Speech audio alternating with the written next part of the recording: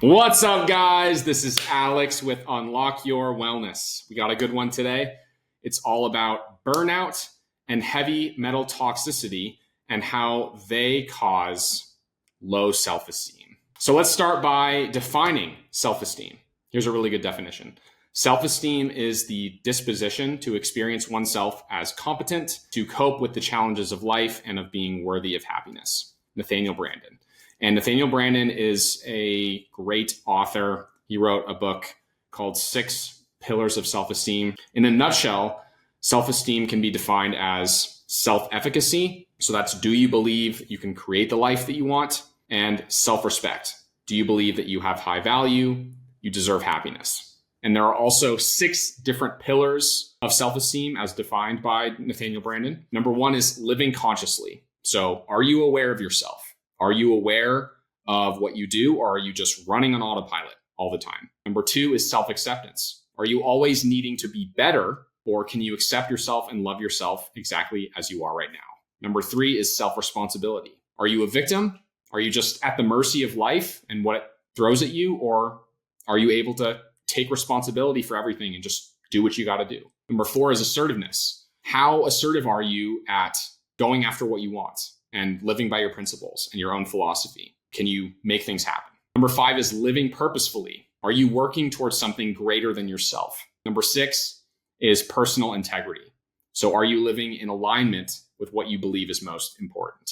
So what exactly causes low self-esteem? Self-esteem can become damaged when you begin internalizing external expectations. So this starts out when we're very young and we're growing up and we're totally reliant on our parents for our own survival. And if we feel like we're not living up to the way that our parents want us to be or how we need to be to gain our parents' approval and love, then we're going to change these expectations that we're putting on ourselves internally. And we do this all unconsciously. So we start creating this unconscious, intense emotional attachment or resistance to certain scenarios or ideas or things. And it's all stuff we're unaware of, but we're sort of driven by these things in our lives, our relationships, in our school, and our career.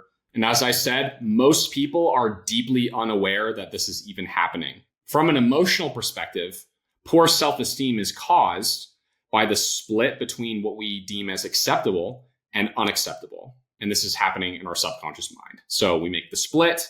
There's the acceptable parts of ourselves, which is our ego we hold on to in our egoic perspective. And the unacceptable parts of ourselves are the traumas. And the traumas, we are like, oh God, I can't let anyone see this thing about me because it's unacceptable and my parents won't love me for it. And that means nobody else will. So we stuff those things down deep into our subconscious out of our awareness because we feel like if those things were to be seen by other people, then we would die. It's not really true.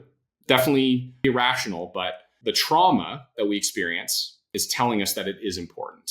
So when you have a traumatic experience, if you haven't built a strong level of self-awareness, or let's say you have a low amount of physical energy, right? So you're not a very healthy person. You don't have an abundance of energy. Then your emotional response is going to be more intense. And this can cause more prolonged damage to your body over time. And you get into a cycle of dis-ease. And you hold on to those old emotions. So chronic fear, guilt, and shame, for example, you hold on to those.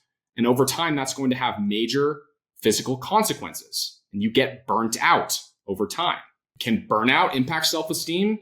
And the answer is absolutely, because everything is reliant on physical energy. If you don't have enough energy to do the things that you want to do, you're going to feel worse about yourself. This goes back to one of the first points we made is, do you feel like you can create the life that you want?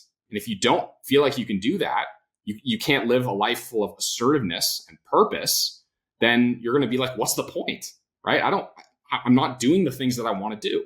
And you combine that with a low level of self-awareness, it's going to be even worse. If you're physically limited, you have to be aware that you can still be happy and you don't have to be in these unconscious negative programs. Most people have a lot of trouble with this, and it actually takes them to suffer so severely for them to wake up and become more conscious and self-aware.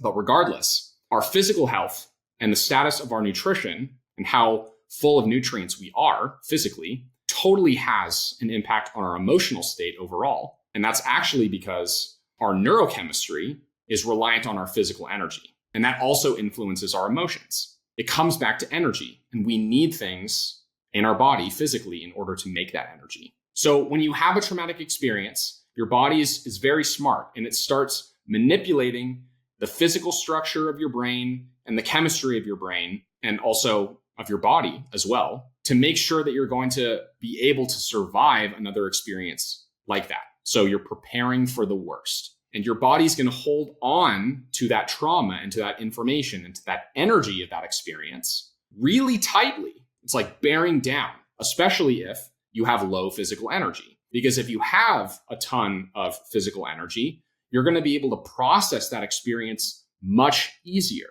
because energy is everything, as we've discussed. But if you don't have a lot of energy, you're going to bear down and just try to make it through whatever you have to make it through until you're more physically fit and you have enough energy to process your own past. So here's a sort of step-by-step process as it looks for a lot of people. We have a trauma or we have chronic stress that sends a person into fight, flight, or freeze mode, also known as sympathetic branch of your nervous system. If you stay in that sympathetic mode for too long, you're going to burn through all of your nutrition, all of your nutrients quickly so that you can support that stress response, right? Your adrenals are going to be firing out cortisol so that you can make it through, so you can survive. But that demands energy and it burns through your nutrients. And if you stay in that mode for too long, you're going to get super burnt out and deficient.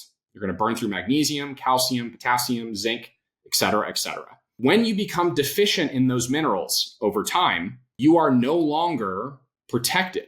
You're vulnerable to things in your environment, pollution, especially toxic heavy metals. And these toxic heavy metals chemically are very similar in structure to those essential minerals that you need to get. And you're going to be more likely to accumulate them because your body actually uses these heavy metals in place of those minerals that you're not getting from your diet. Even though they're highly toxic to your body, they're going to be working at around 10, 15% efficiency as like zinc or magnesium would be. Instead, you get lead and cadmium. And this is known as ionic mimicry. Now, when you have a buildup of those toxic heavy metals and you're also deficient, this leads to chronic health issues, mental, emotional, physical, right? Especially fatigue and low self-esteem. You're not going to be making energy and you're not going to have balanced neurochemistry that allows you to be happy and full of bliss and confident. When you have fatigue, chronic fatigue, it makes it impossible for you to see yourself as you really are. It totally distorts your view of reality. And that makes sense because your brain, your nervous system, is reliant on endorphins and neurochemicals, which are reliant on minerals and hopefully you not having heavy metals because the heavy metals distort the chemistry. When they become imbalanced and deficient, you also lose awareness. You gradually begin to lose awareness the more toxic and deficient you become.